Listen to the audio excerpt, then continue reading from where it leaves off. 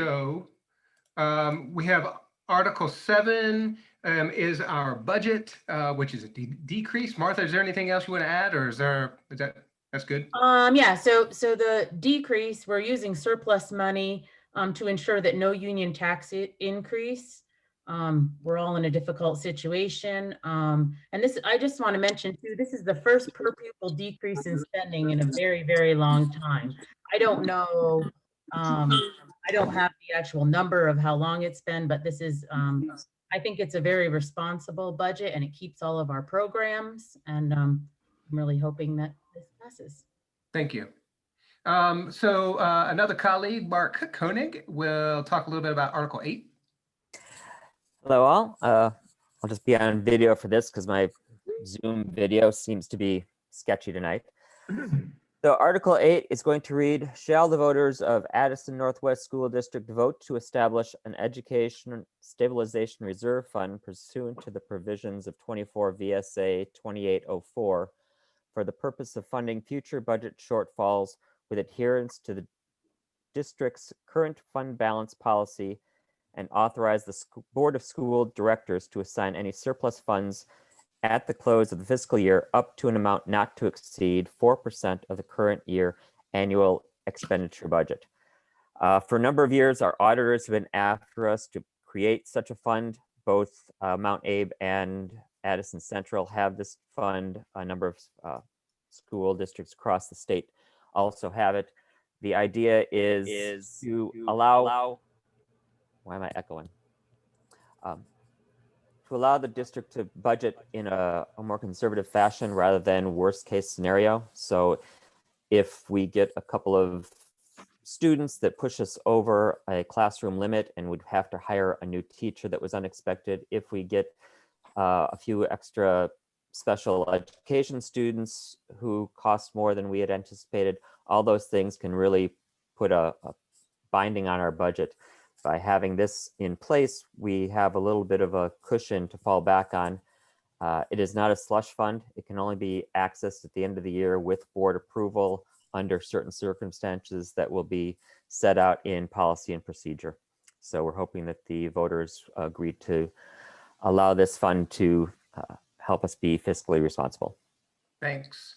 And a last colleague, a last board member from Vergennes, Keith Morrill, is going to talk about Article 9. Thanks, John.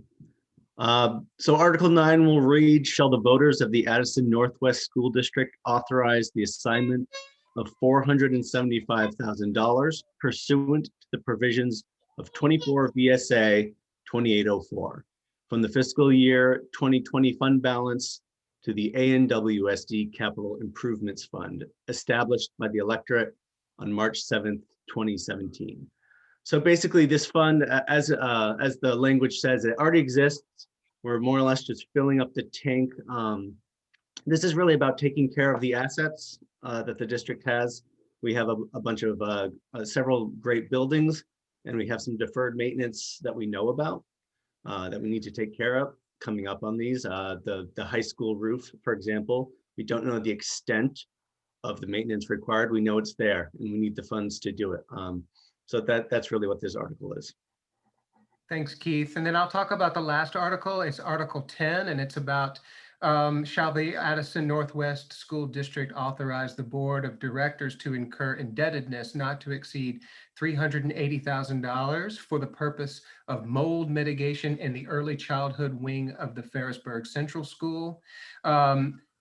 We own this building as a district for the foreseeable future. It's going to be used by people. The only way to keep people in there in that wing, which is right now and likely in the future going to be used for early childhood purposes, is to use on max our inefficient our HVAC systems.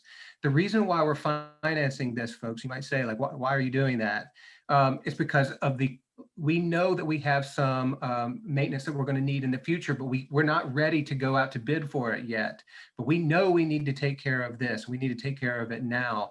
Low interest rates are incredibly low. We have some estimates for 1.75 for 5 years. The ANWSD, there's one more reason. The ANWSD has very low debt. We were told this last year by our auditors. That's good news, but in some perverse way, the debt helps us stay under the tax penalty. And having some debt is good for the district to be able to stay under that penalty for the taxpayers' purposes. So everyone, thank you so much for the time to just hear our articles. I hope we didn't take too long. If you have any questions, we'll take them. Our informational meeting will be on February 22nd, and you'll hear a lot more about our articles. Again, thank you so much for your partnership in making these votes happen. Anything from you all? No, I was just going to ask you if you were having an annual meeting, and you answered that. Is that going to be by Zoom, and how will people get onto the site? It will be on Zoom, and the directions for participating in that informational meeting will be on our website. It'll be there with the rest of our agendas.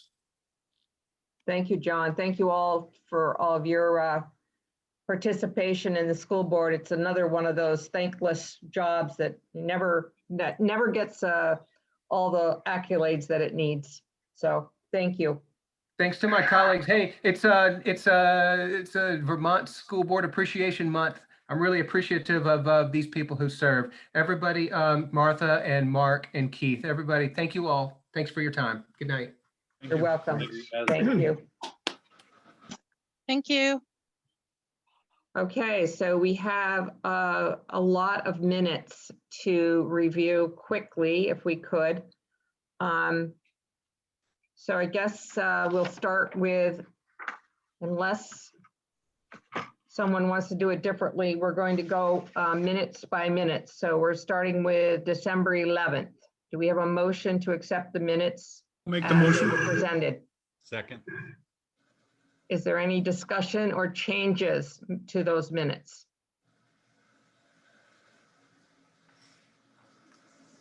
If not, all those in favor say aye. Aye. Aye. Anyone opposed? Thank you. December 15th minutes. Do we have a motion Make for the those? motion. Dicky? Second.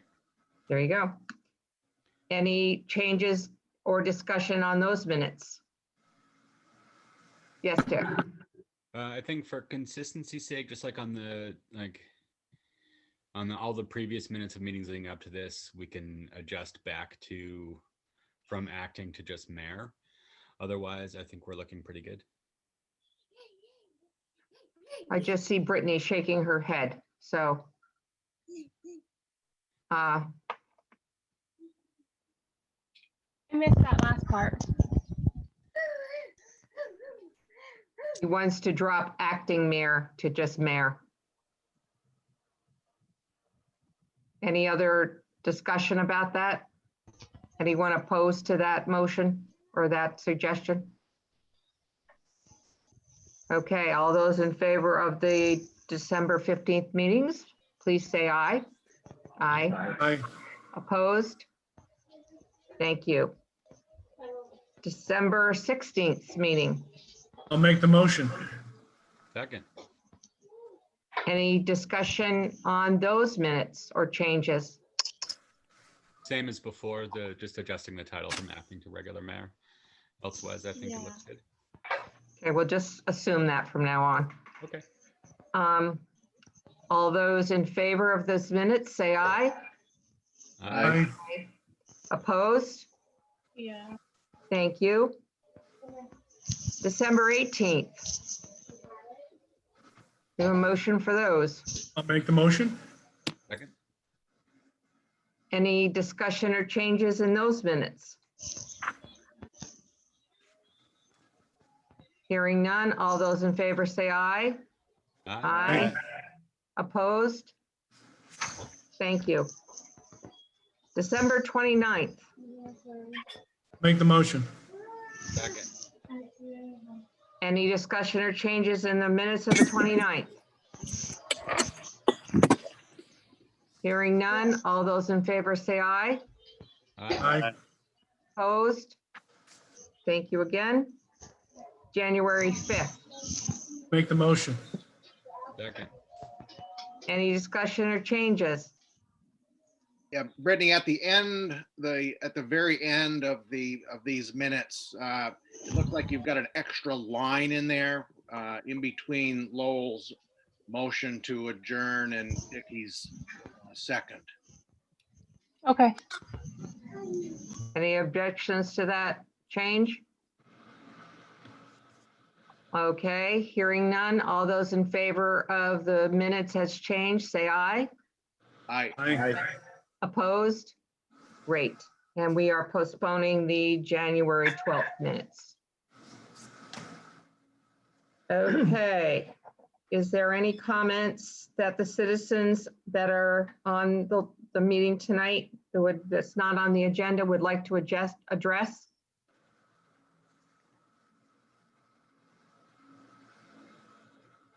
Hi, I unfortunately don't see the raise hand button in my version of Zoom, but I would welcome the opportunity to make public comment if that's possible. Go ahead. Thank you so much, Mayor Donnelly. I appreciate this opportunity, especially since you spoke personally about my engagement with city government on AM radio last week. I just wanted to make a brief statement for the public record. In recent weeks, we have seen the devastating impact to democratic institutions when elected officials promote rumors, conspiracies, and allegations without substantiated evidence. Words matter, statements matter, and accusations matter, especially when spoken from people in positions of power. Because of this, I requested that you clarify your comments about corruption and financial mismanagement of the city in the January 12th City Council meeting. I was not pot stirring or agitating, but rather seeking the accountability, which is the first and necessary step towards unity that we all desire. Thank you, Mayor Donnelly, for addressing my concerns and clarifying your statements in the Addison Independent, Front Porch Forum, and the aforementioned talk radio show. I understand that your remarks came at a moment of heightened emotion, and I appreciate that you would have used less inflammatory language if this was not the case. Senior Alderman Hawley, issues of transparency and trust per your response to my request are paramount, I agree. The tone of your email seemed to intend to shut down communication with your constituents on matters of public concern. I truly hope this doesn't discourage others from speaking up in the future, and that you will show a willingness to engage with community members free of accusations and shaming. Thank you so much for this opportunity to speak on the record, and I look forward to the rest of the meeting. Thank you, Abigail. We'll make sure that's part of the minutes. Is there anyone else that would like to speak to anything that's not on the agenda? I didn't see any other hands. Okay. We are moving on to the adoption of the annual city meeting warning. I'm sorry. I see the hand raised icon on the Zoom meeting. This is Andrew Fritz. I appreciate, Mayor Donnelly, that you have not answered the question that Ms. Bloom put to you. You have recently, in print, put inflammatory, possibly libelous, and slanderous comments in print. When are you going to answer the question? Has there been an investigation of corruption, and what are the findings of those of that investigation? I'm not sure what investigation you're talking about. Well, you claim about the sheriff and the. No, you claim corruption. Why do you claim corruption? What proof do you have? Has there been an investigation that has shown that money has changed hands to qualify as corruption? Secret meetings are not corruptions. They weren't secret. And where do you come by in public stating that the former mayor was corrupt? Lynn, could I have the floor? Oh, You sure, can, Mel, but go I will ahead. I'll just answer Andrew's question the best of my ability. And that is, I said publicly, if I had not been so emotional about that meeting, that corruption might not have been the word that I would have used. But I wasn't expecting that question, and I wasn't prepared for another word, and that came out. And as I said in all of the public remarks that I said afterwards, that corruption might not have been the right word, but that is the word I used under the circumstances. So I'll And that now word, hand it over to Mel. slanderous word. That is a slanderous, liable word to use. What do you say to that? Lynn, can I have the I floor? just answered that, No, and no. Mel has got the floor. The agenda makes reference to public comment. It does not make reference to interrogations by the public. And I view this discussion here as being an interrogation. And I know, Lynn, that this is focused on you, and it puts you in a difficult spot to call this interrogation out of order. But I just want to state for everyone who is watching this meeting here that really city council meetings are not to be some interrogation. There's other venues that Andrew may wish to take if he wants to interrogate somebody, but I don't think that they have any place at a city council meeting. I think all of this has been answered publicly in many forums. I've given a private meeting on Zoom for everyone to ask me these very same questions. And at this time, I'm going to move on. So our next topic is the annual city meeting ballot distribution. And I had a meeting with Brittany today, and she has some major concerns. I'm going to let her express those to us, and I hope that the council will back her 100%. So Brittany, you have the floor. Lynn, are we going out of order? Well, this is how I have it on the new Okay. On the new agenda. So Okay. I don't think I'm out of order, but right now that's how my agenda looks. So go ahead, Brittany. Okay, I think Ron might have a few slides that I put together for this. Oh, look, there we go, screen sharing. So per Ron's recommendation, I sort of put some of this out in writing, and there were a couple of packet items that I included too from the Secretary of State's office. But basically what happened is last week, the Secretary of State's, the legislature passed a law regarding COVID and the annual town meeting, and there was a bunch of things in there.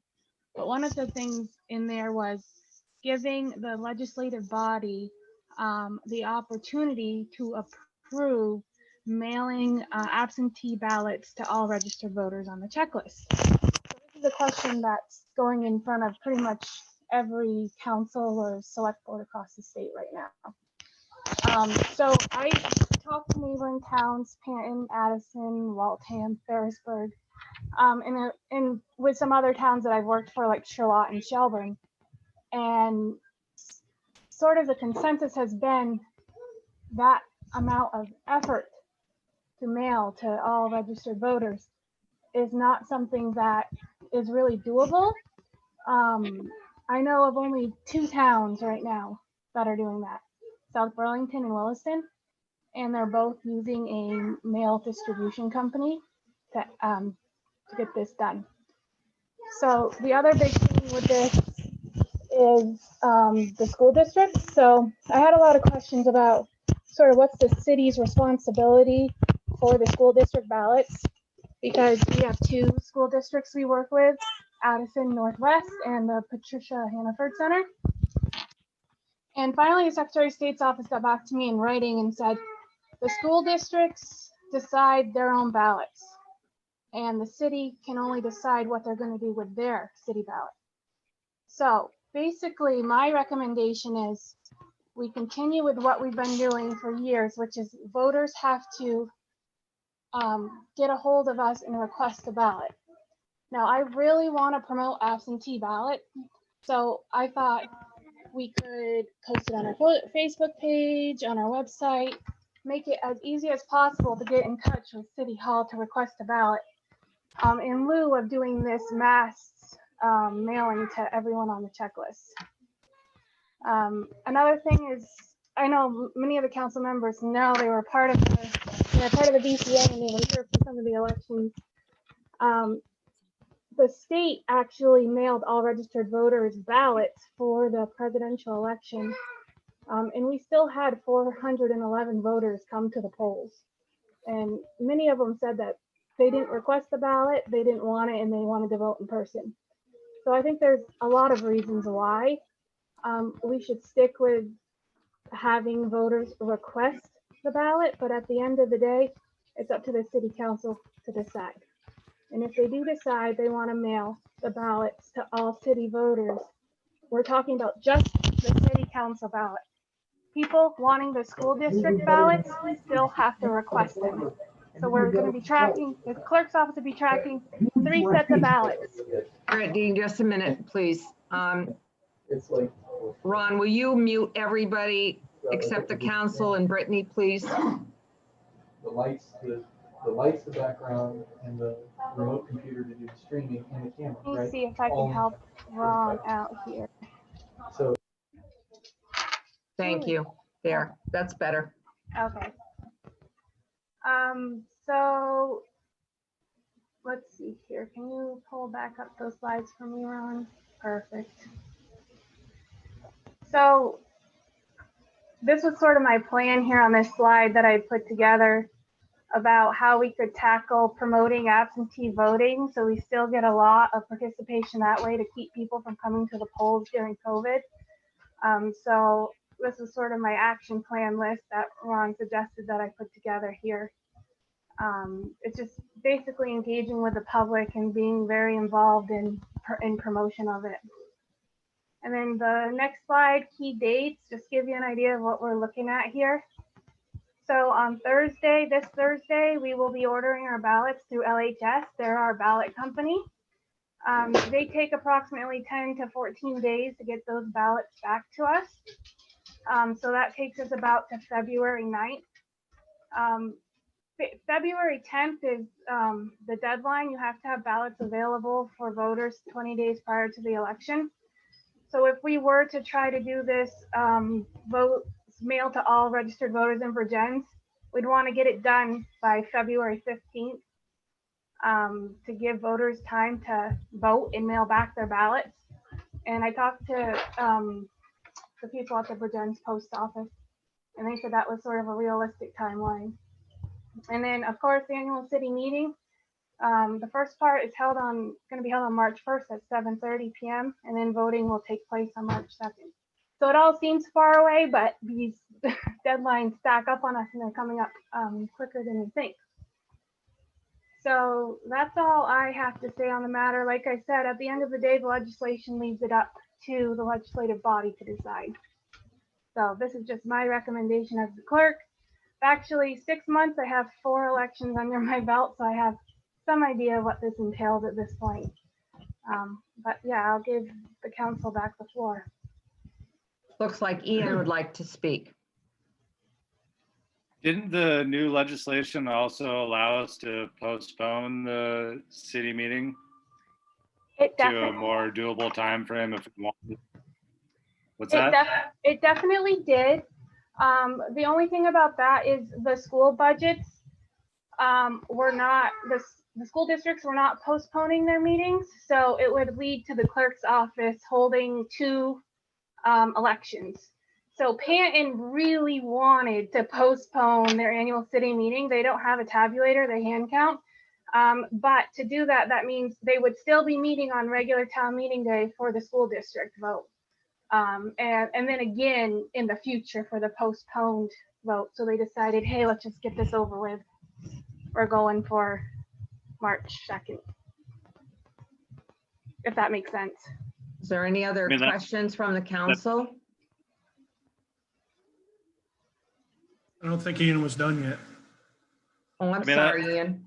I understand Pam's position, but I mean, if we're going to look at, we're talking about a couple weeks, we can move everything since we're weeks out as is in order to do it right and most efficiently and safely. Wouldn't it make sense to postpone everything, get everything on board, and then go ahead and do it? We could postpone our annual city meeting, but we can't postpone the school vote. So we would still be holding the vote for the Hannaford Patricia School District and then Addison Northwest District. So it would just mean Okay. voting on 2 days. So Which is how the costly. Mail-in voting for both? mail-in voting for both, yes. And I actually have to give a shout out to the school districts. They're actually going to pay to have our tabulator program to read all of those different articles that John Stroop had gone over. So voting at the end of the night is going to be a lot easier on us BCA members because those ballots are going to be via the tabulator. Okay, so I'm looking for a motion to accept the city clerk's suggestion of moving forward on this. Lowell? I'll make the motion. Lynn, Yes. it sounds as if what Brittany is asking is that we do nothing different. So I'm not sure what the motion is for. If somebody wanted to move that we mail all residents ballots, that would be a legitimate motion, but I don't know that we need to do anything unless we're doing something that is different than the norm. Okay, I maybe misunderstood what Brittany wanted when I spoke to her today. So Brittany, you said you needed council approval. So what does that mean exactly? I just wanted to make sure that council was aware that this decision was up to them and see if they were on board with my approach to, hey, let's stick with how we've done it, but let's go the extra mile and promote absentee ballots through other venues. I see Dickie. Hi, yeah, I think the proposed plan seems really reasonable as far as being able to kind of circumvent the time suck of going through the mailing thing. I guess I would just ask that, like at very least all members of the city council and anyone who's at this meeting, when the opportunity comes to share the information of how people can get to request an absentee ballot, use your social media, use your word of mouth to get the word out to really encourage this.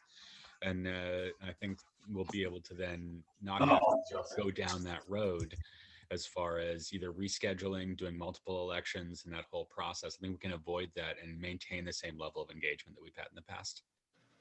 Ian, is your hand still up or is that with the old? I just want to make sure I'm not. It's old now. Sorry, Lynn. Okay. Did you want to talk, David? No, I'd agree with Dickie. I think it makes sense. I think that, if it were a different situation, if we could, if the school district was handling it differently, I think it would make sense. There's money allocated, but based on that, it doesn't make any sense. So let's just move forward with Brittany's plan. David Small?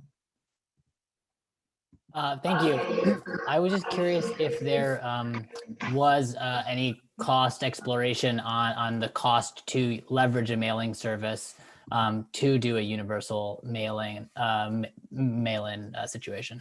Thank you. Yes, Brittany did do some research on that. Yeah, I called Williston and South Burlington. I left a message in Williston. I haven't heard back yet on what the actual cost is and whether those two cities are using the same distributor, because I'm not sure how many mail distribution centers there are that specialize in this, but I'm assuming that there's probably very few in Vermont. Right, because it's a tabulator type mailing, right? It's a special type of mailing. Yeah, that's correct. Thank you. Yes. So if I am correct and Mel's correct, then we don't need to really take any action on this. Are you okay with that, Brittany? Okay. Martha Sullivan? I have a question for you, Brittany. Can we just make it clear or known that when somebody is going to request an absentee ballot, that when they call City Hall, am I correct in saying that they will also get the school district ballot? That is correct. Your first career. Yes, so when people call and request the ballot, they will be getting all 3 ballots. So Hannaford, I know they just ordered theirs and the school district is ordering theirs, so we'll have all of them. So when you request, you are getting the bundle of 3. Thank you. Yes. Okay, not seeing any other discussion. We're going to move on to item C on my agenda, is the process in which we're going to conduct our city meeting. So again, I met with our city manager and our city clerk today, and we have a combination idea. So Brittany, do you want to talk about it, or Ron, or do you want me to do it? How would you like to do this? Brittany, you feel like you want to kick it off? Excuse me? Sure, I can kick it off if you want. Okay, sorry about the dog. It's okay. So I know Mayor Donnelly had mentioned that she thought it would be good for the council to get together in one room for the annual town meeting and then have the public Zoom in. So I was thinking we could probably do that at the fire department, because I know we've done a run like that before with a standard council meeting, and they have that big screen down there. And VCAM is usually a pretty good resource for helping us set that up and film our meetings. So that was my thought, and I think Mayor Donnelly and the manager Ron were on board with that. Yeah, I think it gives us a good opportunity to bring the council together, have the public still participate via Zoom. We also are going to, Lynn, you were working on having someone from a local school sing the national anthem. And then I talked with Chief Merkel today about somehow involving the color guard. It may have to be filmed from another location, but to try to be as normal, present as normal as a meeting as we possibly can in the time of COVID. That's the strategy here, and bringing the council together, I thought was a great idea. So we really wanted to run with that. I did contact the high school today through the principal, and I'm waiting for a return, but I'm hoping that someone there might be able to either do a recorded national anthem or even in person at the meeting if we can. Of course, we know we have to do all the COVID rules and spread out, but I think the fire department is large enough that we can do that. And if there's any council people that don't feel comfortable doing it, I'm certainly not going to make anyone do it. Jill, I didn't. Yeah, I think it's good. I'm a big fan of getting together in person. I just think that we need to keep a close eye on what's going on with COVID and, you know, any kind of warnings that happen closer to the annual meeting. And if there's a spike, I think we need to take that into consideration with the idea of having an in-person meeting, and just be really careful to follow any recommendations and guidelines. Absolutely.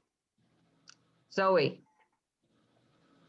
Yes, hi, thank you. I would, if the council is meeting in person, I wonder if it might make sense to send out in advance directions for residents to raise their hand, share comments. I think sometimes the technology with Zoom can be a little confusing. So if that could be part of the notice on Front Porch Forum or whatever, like, here's how you join, here's how you raise your hand, and then, you know, Brittany or whomever monitoring the list and just going through. I think I've certainly noticed when I've run Zoom meetings, it can be hard to keep track of who wants to share comments. So if it's really clear up front for residents about how to do that, and then there's a procedure day of, I think that would be really helpful.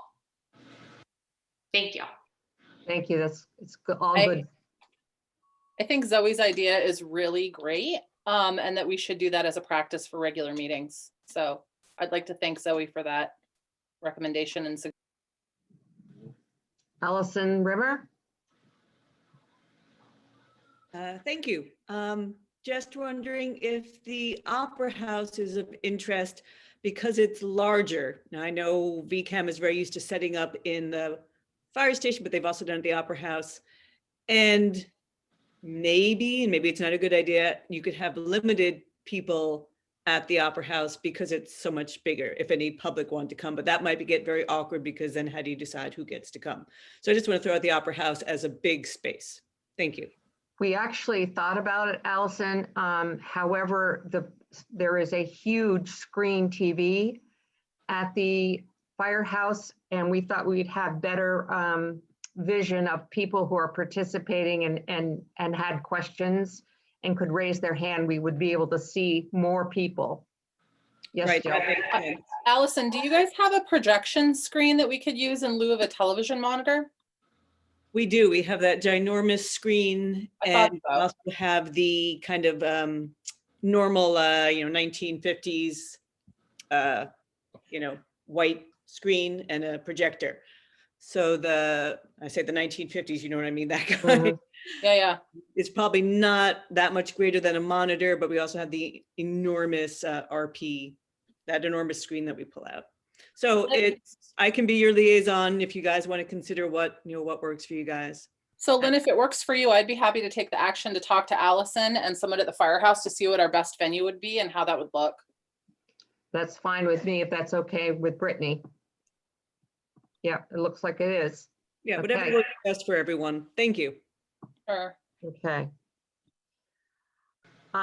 Moving on, we have a discussion regarding the CLA appeal that was done today. Ron, you want to speak to that? I do. Mel, are you still there? Yes, I am. I may want to hand this to you since you've been helping us with this, but we did receive a letter and maybe you could just provide some background on that. Sure. How I got involved with this is John Stroop had sent me actually every town's letter that they got relative to the CLA, and really all 5 of the municipalities, it seems as though their CLAs are dropping by about 5%. And what that means to everyone is that the education property tax on all Vergennes properties would go up 5% with no additional spending involved. And so it was concerning to him and concerning to me. And so I just dug into both the sales information and the methodology, and I noticed that the utility electric and utility others, they were not put in at 100% in the equalization study, and it's fine for them to be in at 100% when the city CLA is above 100%, but when the city CLA starts to go lower than 100%, those numbers really should be not adjusted by the state. And so I suggested that we make an appeal of those 2 categories. And, it isn't going to move the numbers a lot, but it's certainly worth the effort to file the appeal. As indicated in the letter, it says that the petition, if you will, has to be signed by the chair. It doesn't say that the petition has to be approved by the legislative body. It's kind of strange the way this is written. So I don't know that if the city council needs to take any action, but Lynn did sign that as the chair of the board. And we did submit that letter today. Great. Obviously, if the CLA drops, not only does it affect our education taxes, but it also affects the county tax that we pay. And it also affects our share of the 4-town group involved with the fire department contracts. And so it does have a number of, it's used in a number of places. So it's important that that number not be overlooked. David Small. Thank you. Would you just define CLA for the folks who that term is new for, please? Sure, it stands for Common Level of Appraisal. And so it's what it deals with is it looks at the last 3 years of sales to determine a ratio of what properties are selling for in relationship to the city's assessment. And thanks for asking that, David. One of the things I should just kind of related to this is that the city's number is now at 91%. And the way the law reads is that once a CLA gets below 85, the city is required to have a plan for reappraisal. And so this number is getting close to the, in essence, mandate for a reappraisal. But just so that everybody knows, the last time the city went through a citywide reappraisal was 2007. So the city is, should start thinking about reappraising. The city doesn't have to wait until the CLA gets below 85. So it is something that the council and the board of listers should be looking at over the next year or so. Thank you, Mel. Thank you, David, for your question. And can I just make a note that Terry Sabins, our new assessor, did mention that she could help us through the process of reappraising or getting someone lined up when we're ready. And she also mentioned that we should start thinking about it because it's been a while. Well, I'll just say, as a real estate agent, I think that the CLA will go back up, not back down. So before anybody gets too crazy about hiring money and paying money out for that, it's we went through this a little while ago and thought it was all going to go down, and it went right back up. So we were at 102. So I wouldn't get too anxious yet. I would agree. Okay, if there's no other discussion on that, we have the manager's report, and welcome aboard. Oh, Lowell, sorry. Did we ever approve the actual meeting warning, city meeting warning? That was going to be my comment. I definitely need you guys to approve that today to make the timeline. I will make the motion to approve it. I'll second. We do need to add Ian's name to it.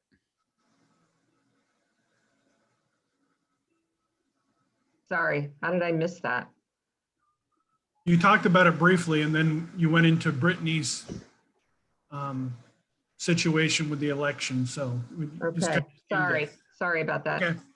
I just want to make sure there aren't any other city council comments on this because it has to be posted before the 30th, and this is going to be published in the newspaper and all over the place. So just want to make sure everyone's comments have been received before I go ahead and publish this out to everyone. Well, I think we had a motion and a second to this, right? Okay, yes. So assuming that all the discussion is complete, all those in favor say aye. Aye. Aye. Anyone opposed?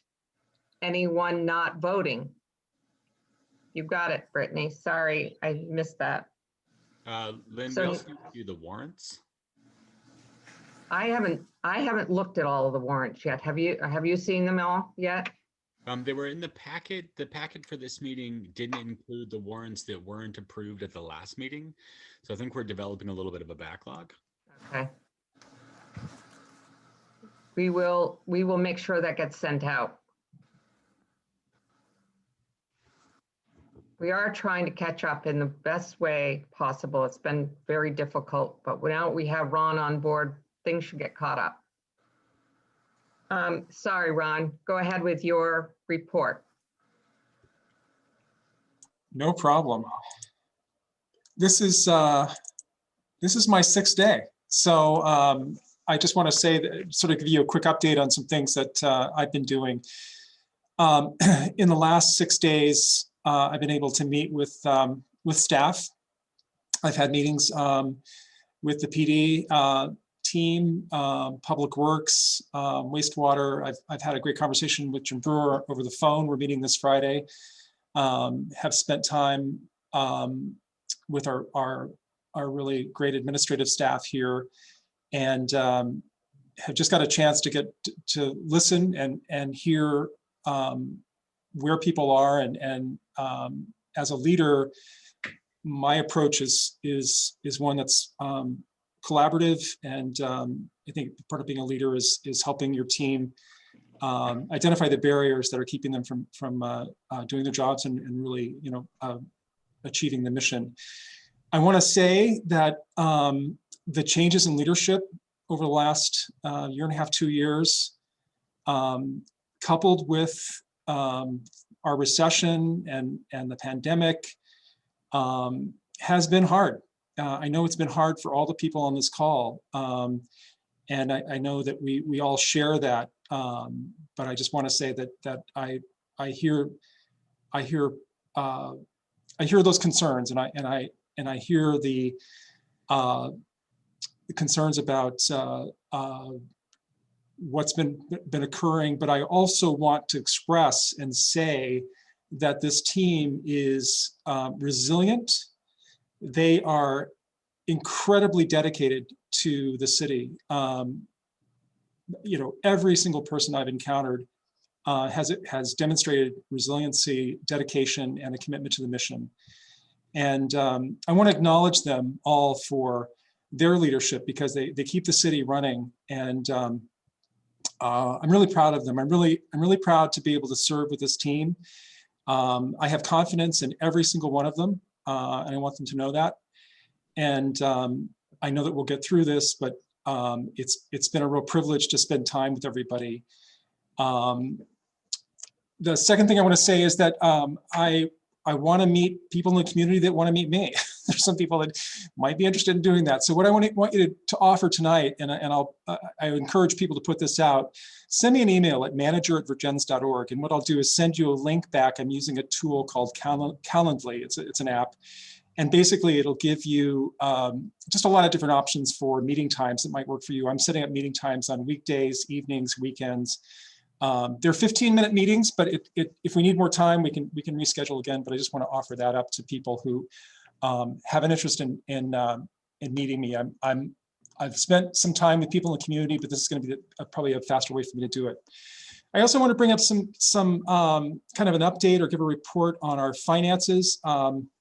I know that one of the issues when I first got here was the audit for FY20. FY20 is what we'll be talking about at our annual meeting. That is fiscal year that goes from July 1st, 2019 to June 30th, 2020. And the audit has been late.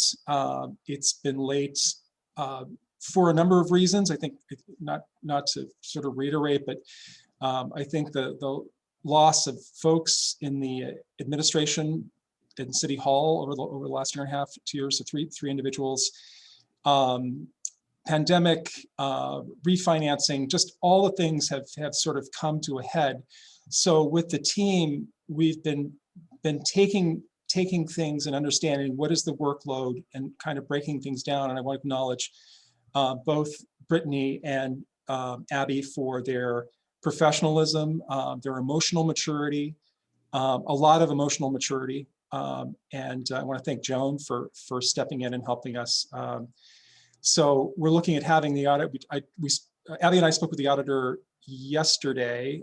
We expect the audit to come in at the end of this month, and we'll then take it from there in terms of getting it to the council and so on. I also want to talk about the reconciliation.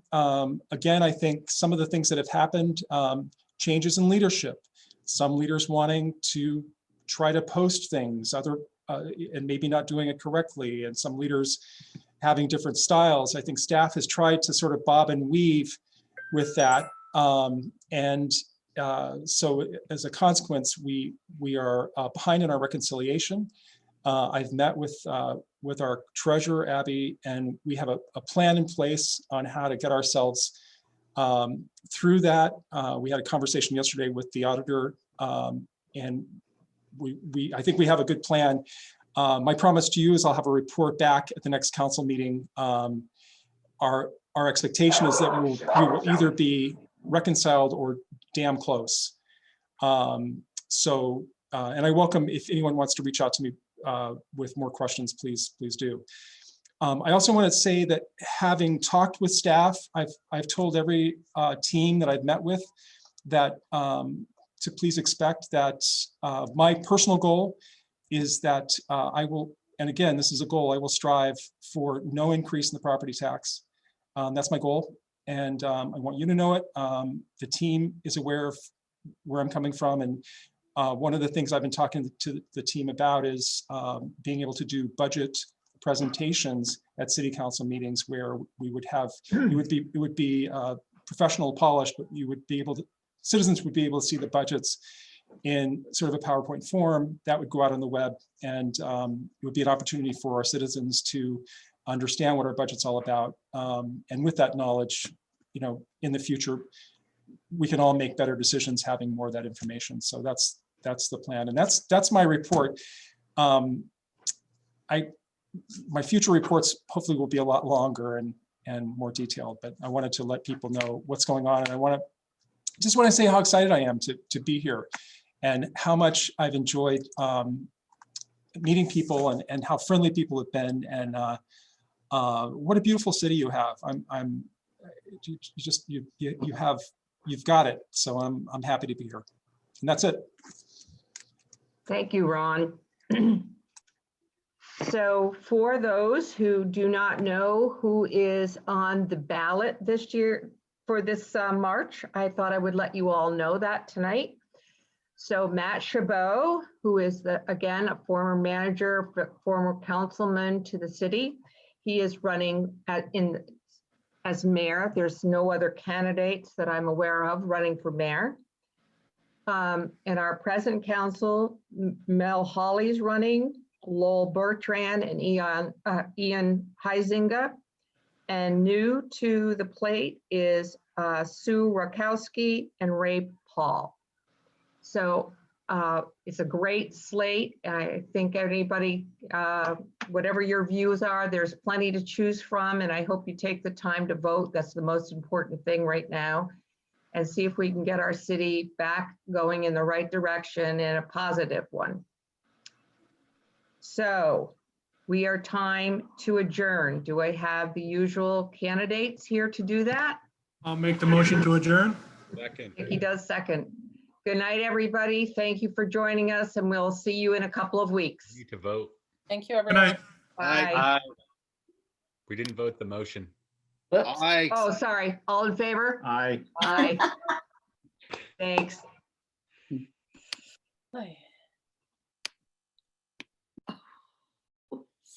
Aye.